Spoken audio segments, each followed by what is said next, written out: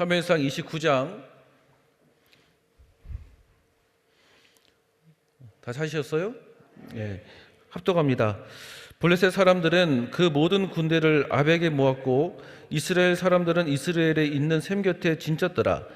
블레셋 사람의 장관들은 수백씩 수천씩 영솔하여 나아가고 다윗과 그의 사람들은 아기스와 함께 그 뒤에서 나아가더니 블레셋 사람의 방백들이 가로되 이 히브리 사람이 무엇을 하려느냐. 아기스가 블레셋 사람의 방백들에게 이르되 이는 이스라엘 사울의 신하 다윗이 아니냐. 그가 나와 함께 있은지 여러 해로 돼 그가 망명되어 온 날부터 오늘까지 내가 그의 허물을 보지 못하였노라. 블레셋 사람의 방백들이 그에게 노한지라. 블레셋 방백들이 그에게 이르되 이 사람을 돌려보내어 왕이 그에게 정하신 그 처소로 가게 하소서. 그는 우리와 함께 싸움에 내려가지 못하리니 그가 전장에서 우리의 대적이 될까 하나이다. 그가 무엇으로 그 주와 다시 화합하리이까? 이 사람들의 머리로 하지 아니하겠나이까? 그들이 춤추며 창화하여 가로되 사울의 죽인 자는 천천히요 다윗은 만만이로다 하던 이 다윗이 아니니이까? 아기스가 다윗을 불러 그에게 이르되 여호와께서 사시거니와 내가 정직하여 내가 온 날부터 오늘까지 내게 악이 있음을 보지 못하였으니 나와 함께 군중에 출입하는 것이 나의 소견에는 좋으나 장관들이 너를 좋아하지 아니하니 너는 돌이켜 평안히 가서 블레셋 사람의 장관들에게 거슬려 보이게 말라.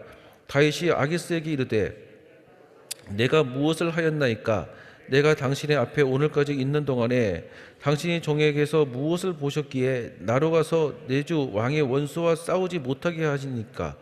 아기스가 다윗에게 대답하여 가로되 내가 내 멱전에 하나님의 사자같이 선한 것을 내가 아나 블레셋 사람의 방백들은 말하기를 그가 우리와 함께 전장에 올라가지 못하리라 하니 그런즉 너는 너와 함께 온 내 주의 신하들로 더불어 새벽에 너희는 새벽에 일어나서 발거든 곧 떠나라. 이에 다윗이 자기 사람들로 더불어 일찍이 아침에 일어나서 떠나 블레셋 사람의 땅으로 돌아가고 블레셋 사람은 이스라엘로 올라가니라. 아멘. 효와 행복 함께 보시겠습니다. 오늘 제목은 위기에서 구해주시는 하나님입니다. 오늘 핵심 성경 구절 7절입니다. 너는 돌이켜 평안히 가서 블레셋 사람의 장관들에게 거슬러 보이게 말라. 다윗은 자신의 동족인 이스라엘과 싸워야 하는 위기에 처한다. 가드 왕인 아기스는 다윗을 매우 신임했고 자연스럽게 자신과 함께 이스라엘을 치는 전장에 참여하자는 제안을 한다. 그러나 다윗이 동족과의 전투를 피하지 못한다면 그가 입어야 할 정치적 손실은 엄청난 것이었다. 왜냐하면 그것은 단지 개인적인 차원에서 뿐만이 아니라 이스라엘의 왕이 되어 선민을 다스리는 일조차도 할 수 없게 된다는 것을 의미하기 때문이다. 다윗이 블레셋과 힘을 합하여 사울의 군대와 싸우는 것은 하나님 뜻이 아니었다. 상황이 이렇게 진전될 무렵 하나님께서는 블레셋의 여러 방백을 동원하여 다윗을 아기스와 함께 전투에 참여하지 않도록 섭리하신다. 블레셋의 방백들은 막상 전쟁이 시작되면 다윗이 자기들에게 등을 돌려 이스라엘의 편에 서서 군사적으로 적대 행위를 할 것이라고 주장했다. 그래서 결국 다윗은 출전하는 것이 금지된다. 극적으로 다윗은 동족 상전의 위기에서 벗어났다. 아기스는 방백들의 거센 반발 아래서 어쩔 수 없이 다윗에게 회군을 종용한다. 그래서 다윗은 표적으로나마 아기스에게 유감을 표시했고 시글락으로 되돌아가게 되었다. 비록 다윗이 자업자득으로 위기의 상황을 초래했지만 하나님께서는 그의 위기를 모면할 수 있도록 하셨다. 우리는 이를 통해서 불신자들의 세계까지도 하나님께서 통치하신다는 사실을 깨달을 수 있다. 아멘. 오늘 말씀 잠시 나누고 함께 기도하는 시간 갖도록 하겠습니다. 다윗이 사무엘로부터 이스라엘의 두 번째 왕으로 기름을 부음을 받았습니다. 그러나 아직 정식 왕으로는 임명된 상태는 아니었습니다. 하나님의 삶의 여러 형태로 그를 빚으시고 만드시고 성장하는 여러 과정들이 있었어요. 다윗이 이스라엘의 두 번째 왕이 된 바로 직전인 1년 4개월 동안 블레셋이 통제하는 시글락에서 그는 망명을 합니다. 저는 다윗이 1년 4개월 동안 철저히 하나님만을 의지하는 것을 경험했다고, 영적으로 훈련받았다고 생각을 합니다. 사실 시글락이라는 장소는 헐벗고 힘든 사람들이 주로 모여 살고 있었던 동네였습니다. 그런데 바로 거기서 하나님을 의지하는 법을 배웠고, 바로 거기서 힘들고 외롭게 살고 있는 사람들의 심정을 알게 되어지는 영적 훈련을 받았어요. 백성들의 심정을 모르고 왕이 된다면 무슨 의미가 있겠습니까? 우리도 때로는 헐벗고 우울함을 느낄 수 있는 곳으로 인도될 때가 있습니다. 그런데 바로 거기서 철저하게 하나님을 의지하는 법을 배우는 것 아니겠습니까? 오늘 말씀의 배경은 블레셋과 이스라엘의 전쟁을 앞둔 상황이었습니다. 다윗 입장에서는 이러지도 못하고 저러지도 못하는 상황에 놓여진 것이에요. 그런데 그런 상황에서도 다윗은 철저하게 하나님을 의지하고 하나님과 가까이 합니다. 우리도 살다 보면 이러지도 못하고 저러지도 못하는 상황에 놓여질 때가 있습니다. 그런데 다윗이 하나님을 철저하게 의지했더니 하나님의 섭리의 손이 그의 인생에 움직이기 시작했습니다. 오늘도 저와 여러분의 삶 가운데 철저하게 하나님을 의지하셔서 철저하게 하나님과 가까이 하셔서 내 인생에 하나님의 섭리의 손이 움직여지기를 주 이름으로 축원드리겠습니다. 두 가지 관점으로 함께 나누겠습니다. 첫째는 바른 마음가짐과 바른 행실이라는 것입니다. 오늘 말씀 1절을 보시면 블레셋 사람들은 그 모든 군대를 아벡에 모았고 이스라엘 사람들은 이스라엘에 있는 셈 곁에 진쳤더라 라고 말씀하고 있습니다. 지금 이스라엘과 블레셋이 전쟁을 하려고 하는 상황입니다. 그런데 다윗이 블레셋에 망명됐을 때 은혜를 베풀었던 아기스 왕이 다윗에게 블레셋 군대와 함께 싸울 것을 제안을 하고 있는 것입니다. 2절에 블레셋 사람의 장관들은 수백씩 수천씩 영솔하여 나아가고 다윗과 그의 사람들은 아기스와 함께 그 뒤에서 나아가더니 라고 말씀하고 있습니다. 블레셋의 입장에서는 굉장히 중요한 일정 아니겠습니까? 그런데 그 중요한 일을 다윗과 함께 하자고 아기스 왕이 제안을 하고 있는 거예요. 여러분, 중요한 것을 함께 할 때 여러분들 누구와 함께 하려고 하겠습니까? 내가 신뢰하고 내가 의지할 수 있는 사람과 함께 제안을 하는 거 아니겠어요? 지금 다윗이 아기스 왕에게는 그런 사람이었던 것 같습니다. 그러나 이 제안이 다윗 입장에서는 이러지도 못하고 저러지도 못하는 상황이 되었다는 것입니다. 다윗이 블레셋과 합세해서 이스라엘과 싸운다면 자신의 나라 이스라엘을 배반했다는 오명을 씌워질 것이고, 그래서 이것이 훗날 본인이 왕이 되었을 때 이스라엘의 왕으로서의 큰 약점이 될 수 있는 상황이 된 것입니다. 또 그렇다고 블레셋과 합세하지 않고 이스라엘과 전쟁을 하지 않게 되어진다면 그동안 자신에게 친절과 은혜를 베풀었던 아기스 왕에게 비난을 받을 수 있을 만한 상황이 된 것이에요. 한마디로 이러지도 못하고 저러지도 못하는 그런 상황이 된 것입니다. 여러분, 혹시 여러분들도 이러지도 못하고 저러지도 못하는 상황을 놓여 있는 분들이 있는지 모르겠습니다. 오늘 말씀을 듣는 가운데 하나님의 말씀이 여러분의 삶 가운데 지혜의 말씀이 될 줄로 믿습니다. 예를 들어서 여러분, 이런 생각이 드는 거예요. 남자들 같은 경우에는 어머니 편을 들자니 아내가 힘들어할 것 같고, 또 아내 편을 들자니 어머니가 섭섭할 것 같은 그런 상황들이 참 많이 놓여져 있지 않습니까? 다윗이 이런 상황에 놓여졌을 때 보니까 주변에서 불화가 일어났습니다. 3절을 보니까 블레셋 사람의 방백들이 가로되 이 히브리 사람들이 무엇을 하려느냐. 아기스가 블레셋 사람의 방백들에게 이르되 이는 이스라엘 왕 사울의 신하 다윗이 아니냐. 그가 나와 함께 있은지 여러 날 여러 해로되 그가 망명하여 온 날부터 오늘까지 내가 그의 허물을 보지 못하였도다 라고 말씀하고 있습니다. 사실 여러분, 블레셋은 하나의 나라가 아닙니다. 사실 블레셋을 하나의 나라로 생각하는 경우가 많이 있는데, 사실 블레셋은 5개의 국가가 연합되어져 있었던 연방국가예요. 그러니까 가사, 아스글론, 그리고 아스돗, 에그론, 그리고 가드, 이렇게 5가지의 국가가 연합해서 이루었던 나라가 블레셋입니다. 다윗이 망명된 블레셋은 가드예요. 가드라는 곳에 망명된 것입니다. 그리고 이 아기스는 가드의 왕입니다. 가드의 아기스를 제외한 나머지 방백들이 다윗이 블레셋과 연합해서 싸우는 것을 반대하고 있는 상황입니다. 방백은 장군이거든요. 이 모든 장군들이 다 반대를 하고 있는 거예요. 4절에 블레셋 사람의 방백들이 그에게 노한지라 블레셋 방백들이 그에게 이르되 이 사람을 돌려보내어 왕이 그에게 정하신 그 처소로 가게 하소서.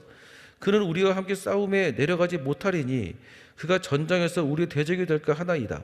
그가 무엇으로 그 주와 다시 화합하리이까? 이 사람의 머리로 하지 아니하겠나이까? 라고 말합니다.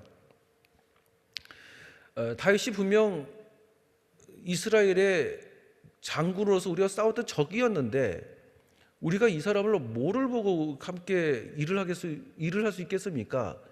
이 사람이 언제 배신해서 우리를 칠지를 모르는데 우리가 어떻게 이 사람을 믿겠습니까? 라고 말하고 있는 상황입니다. 저는 이 말씀을 준비를 하는데 성령께서 제 마음속에서 사도행전에 보면 7질서를 선택했던 그 말씀이 있지 않습니까? 그 말씀과 연결해 주시더라고요. 사도행전에 보면 예루살렘 교회는 크게 헬라파 유대인과 그리고 히브리파 유대인 두 그룹으로 나눠져 있었습니다. 그런데 구제 사역의 문제로 헬라파 유대인들이 좀 불만을 갖고 있었어요. 헬라파 유대인들은 포로 생활을 하고 다시 예루살렘으로 기원했던 사람들이었기 때문에 히브리파 사람들에 비해서 경제력이 매우 약했습니다. 우리도 가난하고 힘든데 이왕이면 우리에게 우선적으로 구제를 하는 건 좋지 않겠느냐. 구제의 대상에서 우선순위가 되지 못했던 헬라파 유대인 입장에서는 그게 불만이 되었던 거예요. 그러다 보니까 교회가 너무 시끄러진 겁니다. 그래서 사도들이 모여서 성도들에게 7명의 집사를 택해서 이 문제를 해결할 수 있도록 지혜를 구합니다. 그런데 성도들을 대표라고 볼 수 있는 7명의 집사들의 뽑는 조건이 있었습니다. 그 조건이 보니까 성령과 지혜가 충만한 사람들이었어요. 성령은 은혜를 의미하는 것이고 지혜는 덕성을 의미합니다. 아무리 내 안에 십자가의 은혜가 충만하더라도 인간관계에 대한 덕이 약하게 되어지면 하나님께 쓰임받지를 못하지 않습니까? 사람들의 눈은 곧 하나님의 눈 아니겠습니까? 성령과 지혜가 가득한 것이 사람들로부터 또 하나님으로부터 높임받는 조건이 되었던 것 같아요. 마찬가지입니다. 다윗도 바벨론에 가서도 성령과 지혜가 있는 삶을 살다 보니까 즉 하나님을 살아가는 마음으로 바른 마음과 바른 행실을 갖고 있다 보니까 바벨론의 왕도 그를 보호해주고 있어요. 그래서 이런 걸 보면 평소에 자신의 행실이 참 중요하겠구나 하는 생각을 합니다.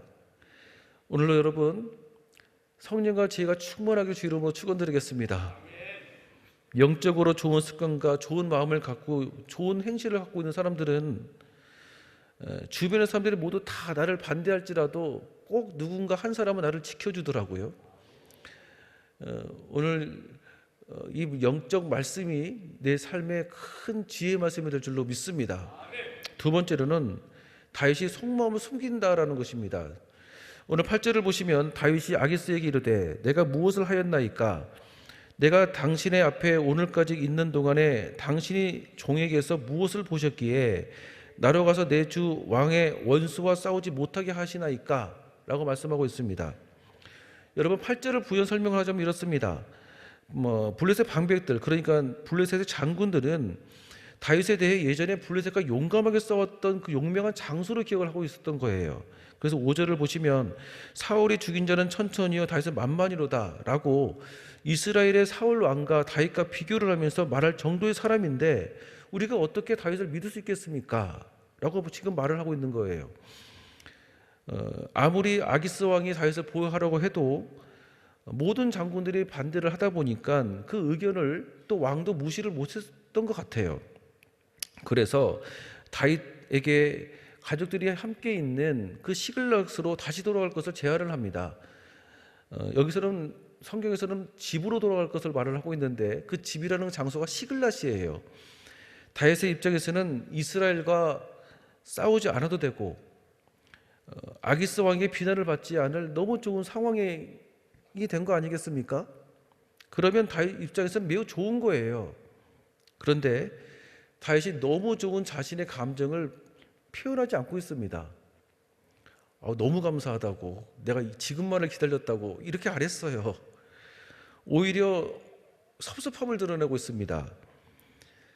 여러분, 자신의 감정을 너무 쉽게 표현하는 사람은 얻는 것보다 잃는 것이 더 많아집니다.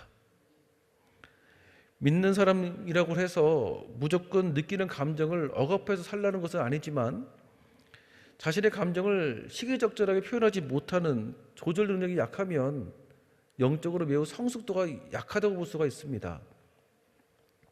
성숙도가 너무 약한 사람들은 너무 쉽게 화를 내고, 영적으로 성숙도가 너무 약한 사람은 좋으면 너무 좋은 티를 냅니다. 이게 사실 아직은 좀 성장해야 될 필요가 있다는 거 아니겠어요? 저는 다윗의 말씀을 보면서 말씀 안에 담겨진 성령 하나님의 음성이 무엇일까 가만히 귀를 기울였었어요. 다윗이 사울로부터 이스라엘의 두 번째 왕으로서 기름을 부음 받았습니다. 그런데 평소 생활의 습관이 약하면 받았던 그 기름 부으심이 다 사라지는 거 아니겠어요? 내가 은혜 받았는데 내 생활의 습관이 약하면 그 받은 은혜가 다 쏟아지는 거 아니겠습니까? 내 생활에서도 성숙도가 있고 성령과 지혜가 충만하게 되어져서 왕이 되어진다면 그 왕의 자리가 아깝지가 않잖아요. 내가 기도하는 기도 제목들이 있어요. 하나님 나를 이렇게 붙들어 주십시오, 이렇게 가게 해 주십시오, 이렇게 되게 해 주십시오 라고 하는 기도 제목들이 있지 않습니까? 근데 그 기도 제목이 응답을 받아가지고 주어지긴 했어요. 그런데 지혜가 약해요. 생활의 습관이 약해요. 감정을 표현하는 성숙도가 너무 미숙해요. 그러면 그 자리가 너무 아깝지 않겠어요? 그러면 그 자리가 유지되기가 어렵지 않겠습니까? 요즘 젊은 사람들이 노력 없이 부자가 되려는 꿈이 있는 것 같아요. 그런데 다윗 한 사람을 봐도 과정 없이 왕이 되어진다면 그 과정에서는 성령과 지혜가 충분히 나를 성장시키는 것인데 그 왕의 자리가 무슨 의미가 있겠습니까? 부자가 되고자 하는 꿈은 꼭 가는 것은 좋은 거지만 목표를 가질 때 인내심이 필요하고 좋은 가치관이 필요하고 성숙도가 필요하고 때로는 절차 있게 계획을 꾸는 것도 가져가는 것도 사실 성숙도 아니겠어요? 그런 것들은 생각하지 못하고 무조건 부자가 돼야 된다라고 하는 것은 정말 건강한 생각이 아닌 것 같습니다. 목표를 갖고 열심히 노력하되 이루어가는 과정에서 부족한 것을 살찌우고 그리고 이루어질 때까지 인내심과 노력을 가지고 최선을 다하고 땀을 흘리고 하는 생활의 습관들, 영적인 은혜들이 뒷받침되지 못하게 되어진다면 하나님이 주신 그 은혜들을 다 까먹을 때가 많은 것 같습니다. 저 오늘 기도하실 때 하나님, 내가 이런 것들을 놓고 기도할 때 부족한 것이 무엇입니까? 알게 해주시고 채워주셔서 하나님이 주고자 하시는 것들을 내가 부족함 없도록 내가 채워지게 허락하여 주옵시고 은혜와 능력으로 날마다 서나갈 수 있도록 하나님 붙들어 주십시오 라고 하는 은혜가 저 여러분 삶 가운데 함께 할 줄로 믿습니다. 살아계신 하나님 아버지 감사합니다. 오늘 주신 말씀 믿음으로 붙들기를 소망합니다. 주의 성령께서 내 마음 가운데 함께 해주셔서 이 다윗 말씀을 통해서 성령님이 나에게 가르쳐주고자 하시는 그 음성이 무엇인지 듣게 허락하여 주옵시고 그 들은 말씀을 믿음으로 순종하고 살아나갈 수 있는 귀한 은혜가 함께할 줄로 믿습니다. 예수님의 이름으로 기도드립니다. 아멘.